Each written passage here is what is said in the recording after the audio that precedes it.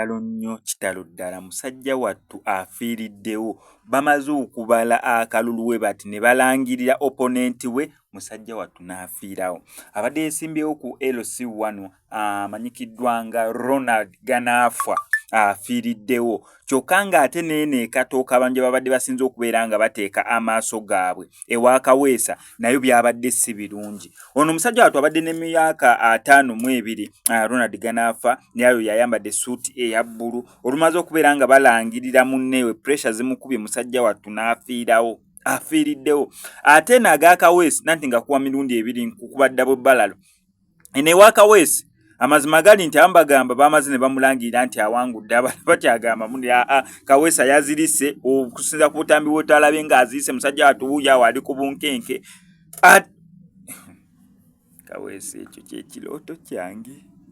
Ekyo kyekirooto kyange. Ekyo kyekirooto kyange. Ekyo kyekirooto kyange. Kinajagala. Nze n'omusaala ne bandigututte gwonna. Engineer weetaaga okukakkanisa point yo.